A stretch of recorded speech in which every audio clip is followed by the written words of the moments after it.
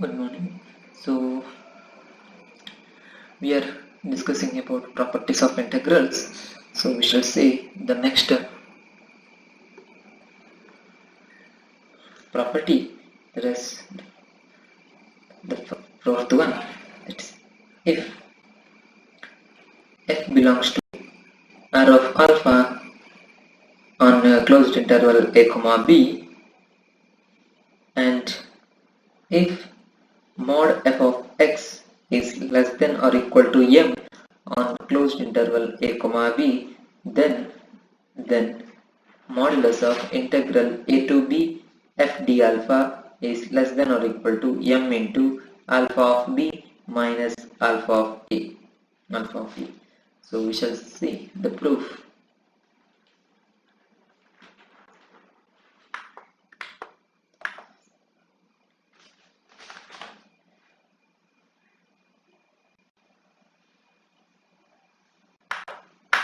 Okay. So given that f is a Riemann-Stieltjes integral, that is given f belongs to R of alpha, and modulus of f of x is less than or equal to m on closed interval a comma b. Now this implies minus m is less than or equal to f of x, which is less than or equal to m for all x belongs to closed interval a comma b.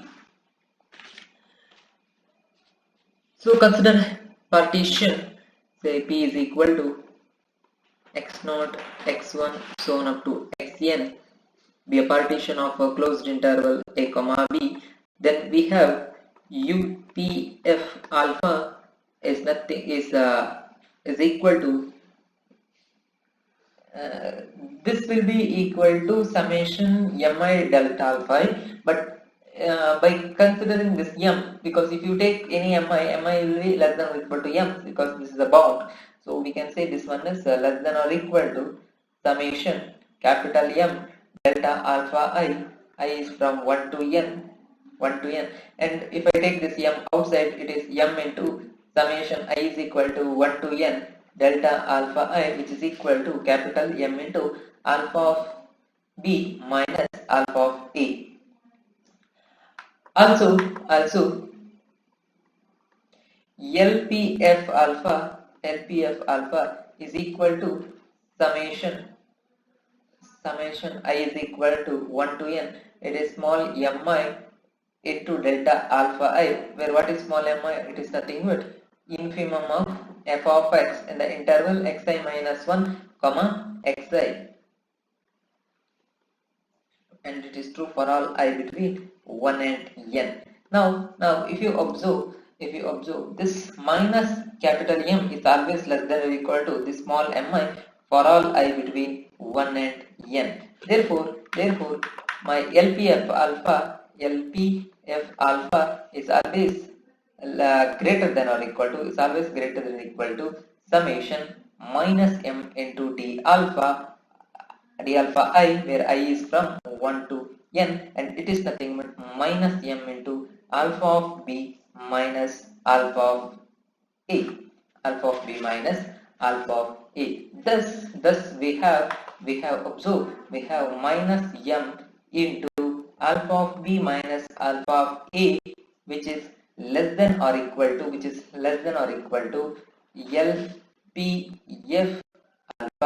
LPF alpha. Now this LPF alpha is always less than or equal to integration a to b f d alpha, because my given f is belongs to alpha R of alpha, and this is always less than or equal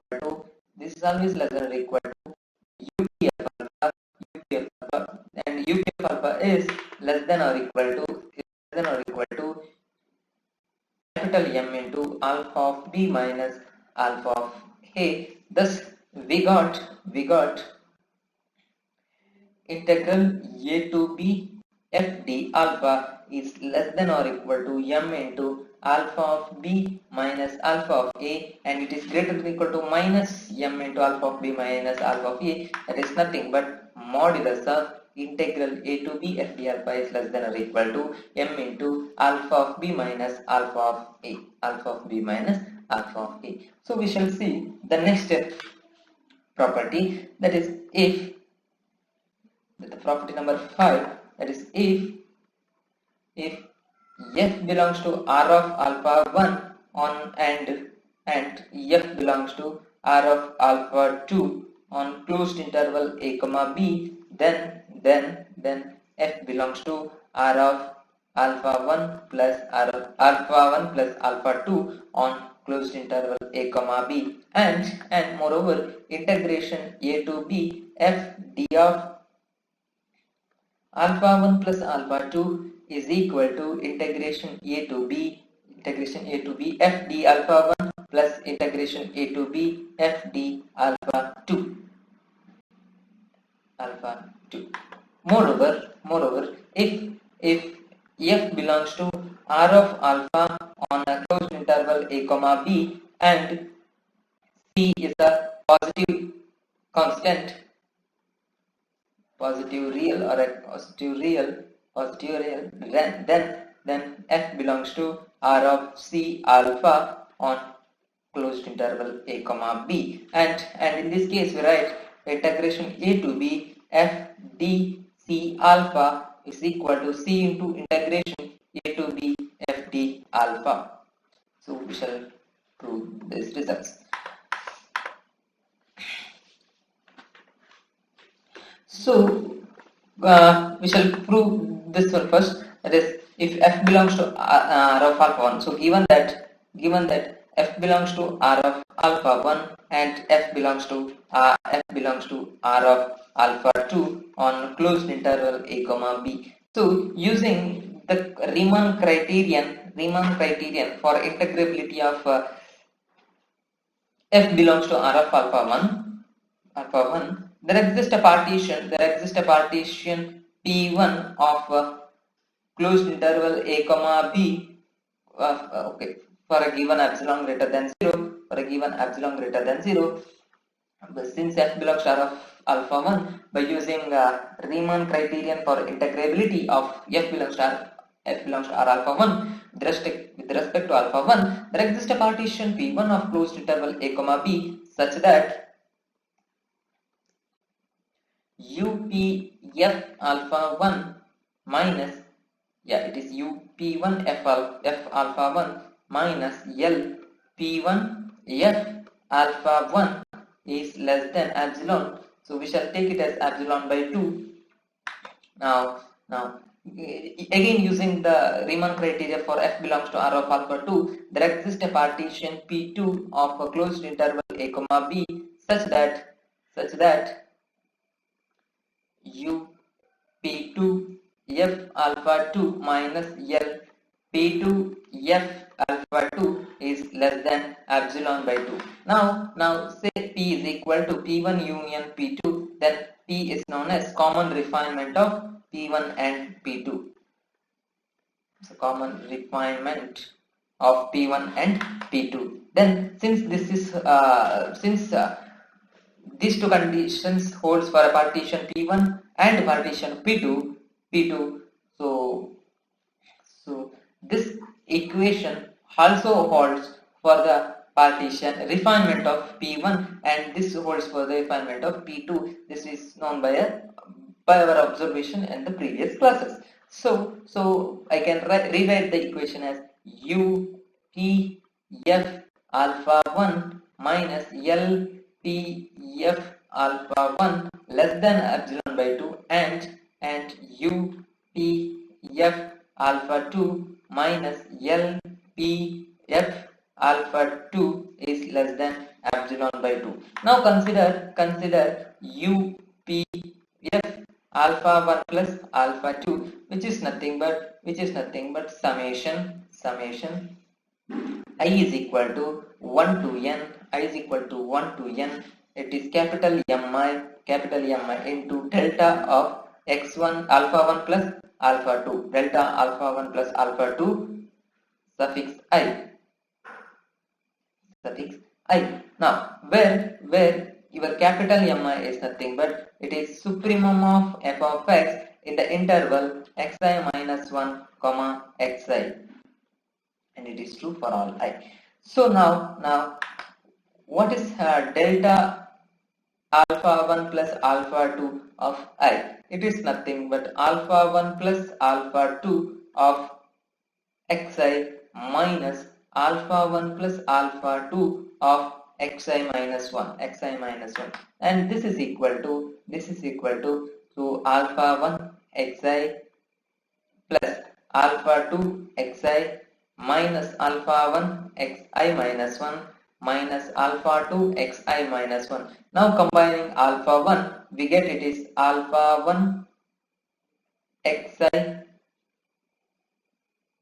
minus alpha 1 xi minus 1, again it's plus combining alpha 2, so alpha 2 xi minus alpha 2 xi minus 1. Now if you observe, this is nothing but delta alpha 1 of xi alpha 1 I, and this is nothing but delta alpha 2 alpha 2 I alpha 2 I, and it is true for all I between 1 and n. So we got delta alpha 1 plus alpha 2 I is equal to delta alpha 1 I plus delta alpha 2 I. Now again considering this, that is u p f alpha 1 plus alpha 2. Now substituting delta alpha 1 plus alpha 2 I in as delta alpha 1 I plus delta alpha 2 I, we get it is summation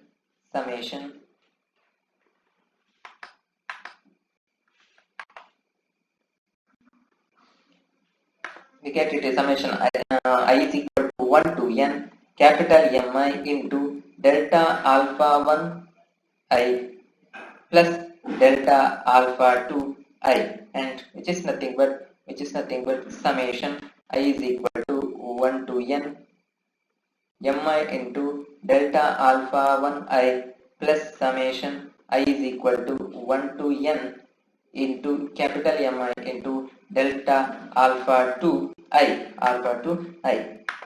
now, which is nothing but, now this is nothing but u p f alpha 1, and this is nothing but u p f alpha 2. So we got u p f alpha 1 plus alpha 2 is equal to u p f alpha 1 plus u p f alpha 2. Similarly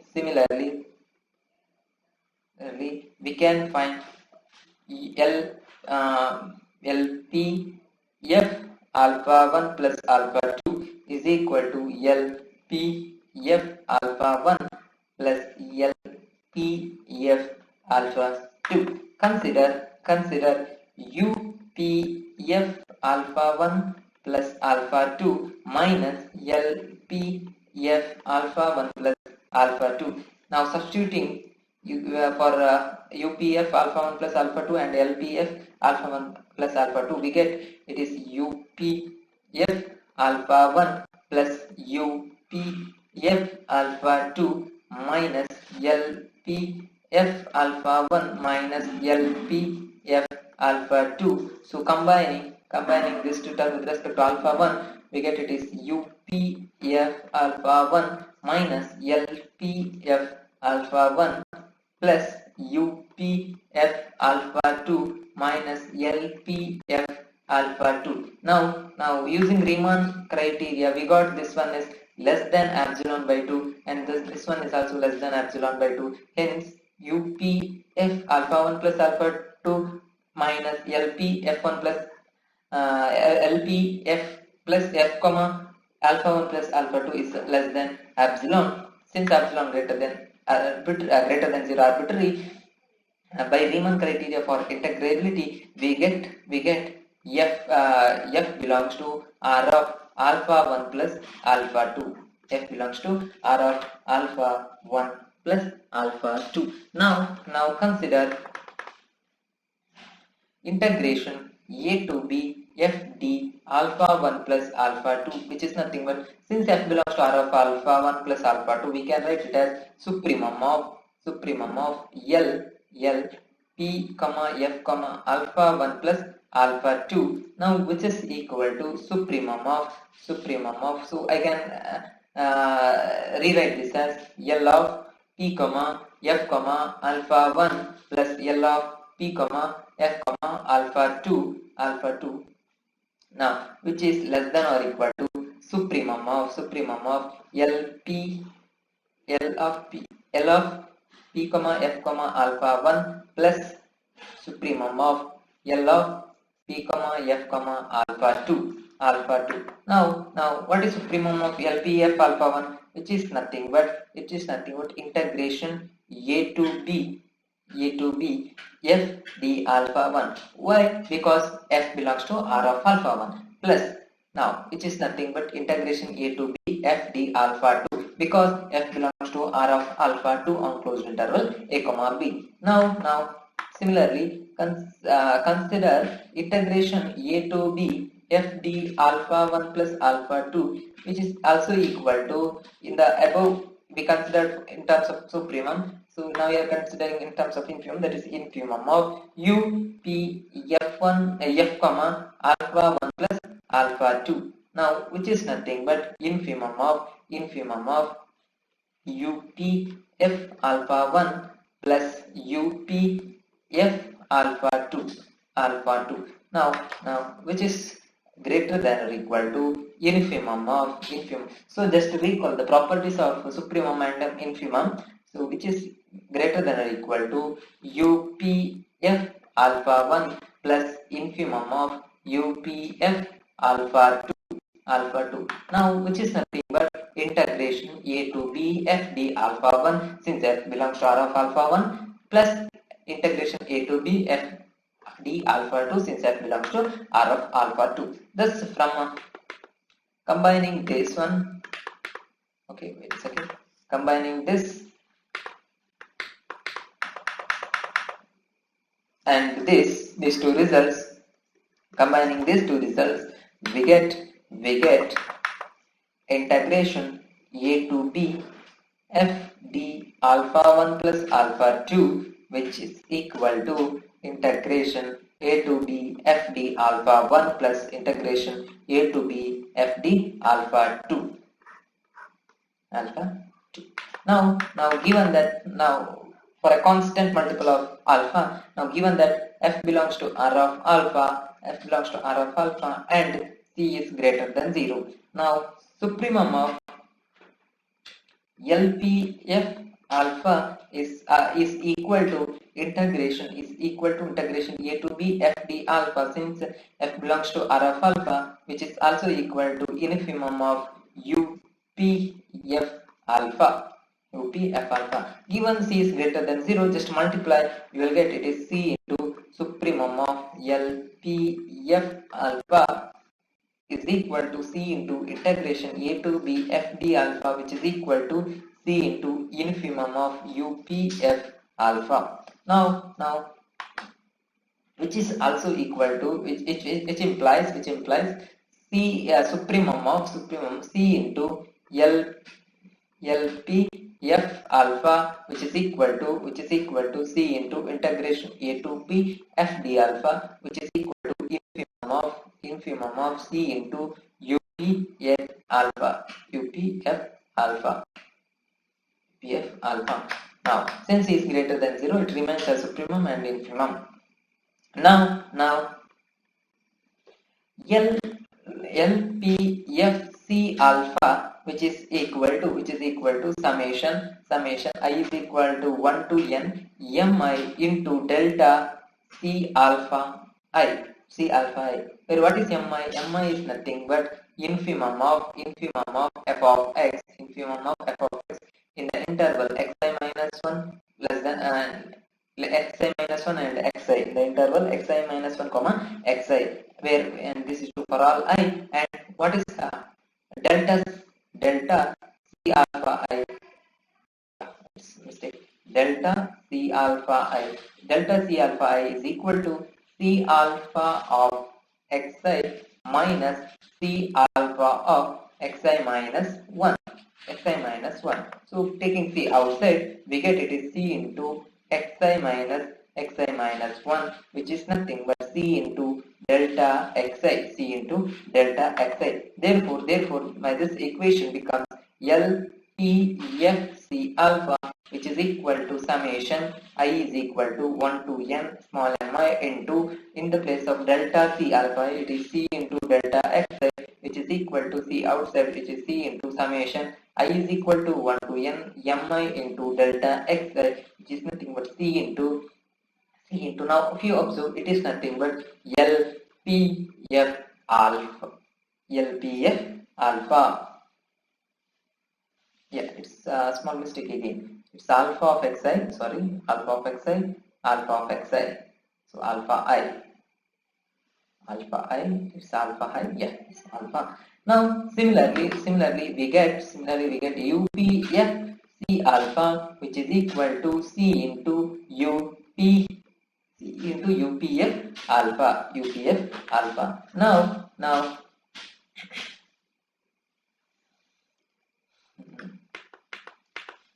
this equation becomes supremum of C into LPF alpha, which is equal to supremum of LPF C alpha, which is equal to C into integration A to B F D alpha, which is equal to infimum of UPF C alpha. So this says your F belongs to R of C alpha, and integration A to B F D C alpha is equal to C into integration A to B F D alpha.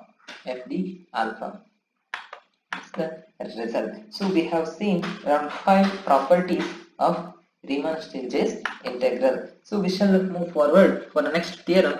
So it's theorem.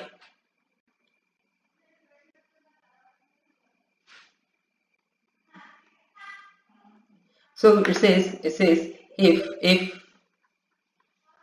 F belongs to R of alpha on closed interval a comma b, and G belongs to R of alpha on closed interval a comma b, then the first one F into G belongs to R of alpha on closed interval a comma b, where F into G of x is nothing but F of x into G of x for all x belongs to closed interval a comma b. That is, we are considering product of two Riemann integrable functions. So if F and G are Riemann-Stieltjes integrable, then their product F into G is also Riemann-Stieltjes integral on the same domain. And second one,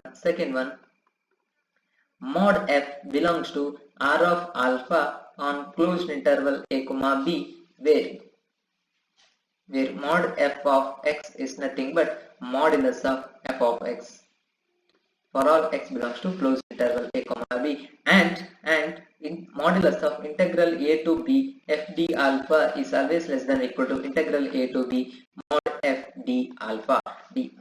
So let's prove this.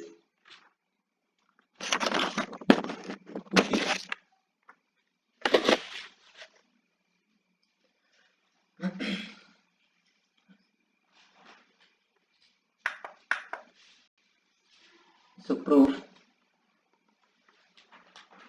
So we shall prove the first one. Now, first we shall prove that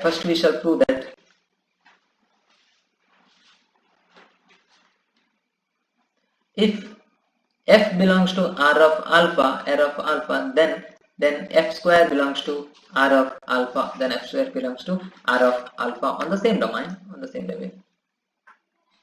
Define a real function phi from R to R defined by phi of t is equal to t square for all t belongs to R. Since f belongs to R of alpha, f is the bounded function, then there exists small m and capital M belongs to R such that small m is less than or equal to f of x, which is less than or equal to capital M for all x belongs to closed interval a comma b. Now restrict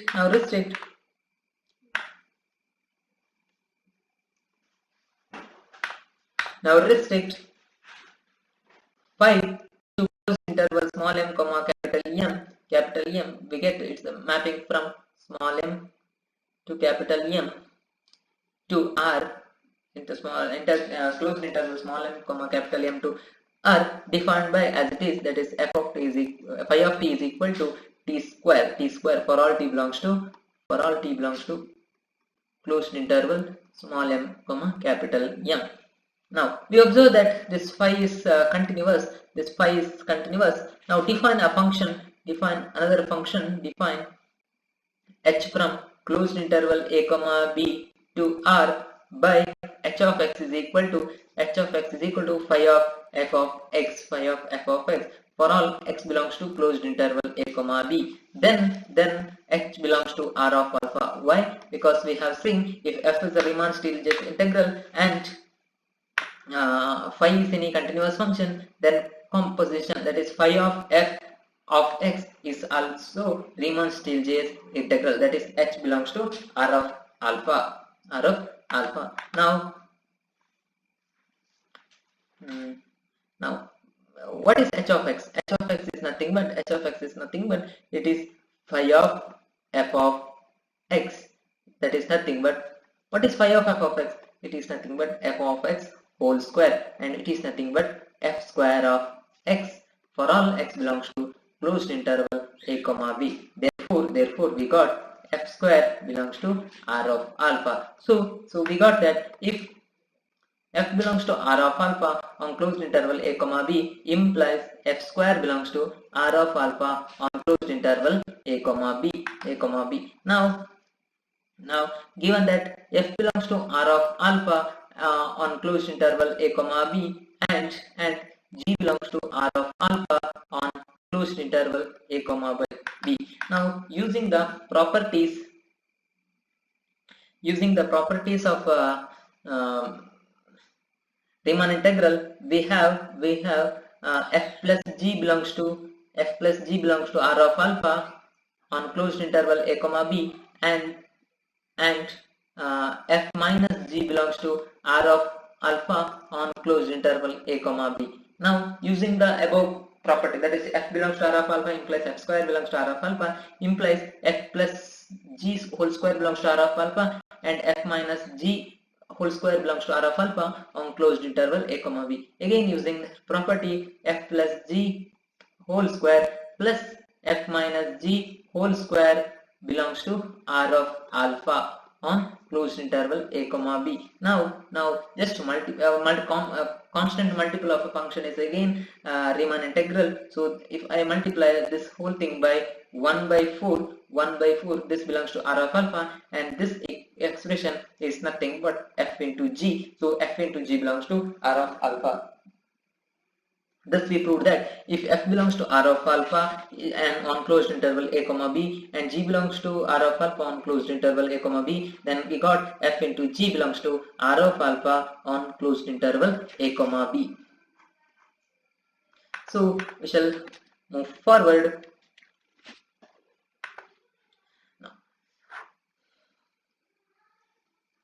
So given that f belongs to R of alpha, we should prove that mod f will also belongs to R of alpha. Now define a function phi from R to R defined by phi of t is equal to mod t for all t belongs to R. Now since f belongs to R of alpha, there exists m and m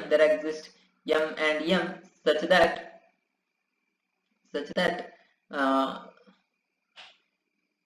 small m is less than or equal to f of x, which is less than or equal to capital M for all x belongs to closed interval a comma b. Now restrict this phi to m, closed interval small m comma m, that is phi is a mapping from small closed interval small m comma capital M to R defined by phi of t is equal to t square for all t belongs to closed interval small m comma capital M. Then this phi is continuous function. So then this phi is a continuous function.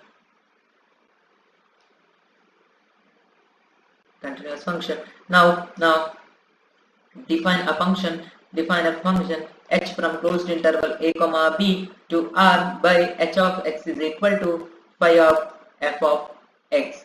Now as you observe in the previous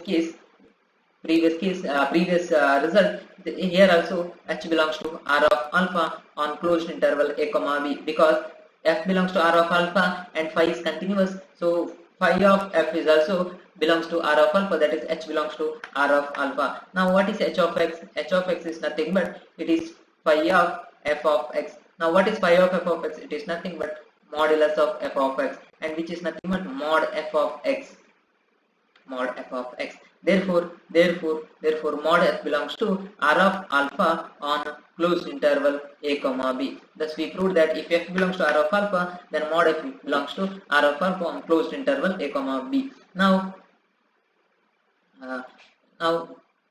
choose C is equal to plus or minus choose C is equal to plus or minus 1 such that integration fd alpha a to b multiplied by c also greater than or equal to, always greater than or equal to 0. Depending on integration a to b fd alpha positive or negative, choose c is equal to either plus 1 or minus 1. Then we know that modulus of integration a to b fd alpha is also always equal to c into integration a to b fd alpha. Now which is nothing but integration a to b cfd alpha. So let's call this as star, this using our previous properties. Now observe that c into f is always less than or equal to mod f. C into f is always less than or equal to mod f. Therefore using again our previous discussed property, integration a to b cf d alpha, which is less than or equal to integration a to b mod f d alpha, mod f d alpha. Therefore modulus of integration a to b f d alpha, which is nothing but integration a to b cf d alpha, which is less than or equal to integration a to b mod f d alpha. That is we have modulus of integration a to b f d alpha is less than or equal to integration a to b mod f d alpha. Hence the result. So thank you.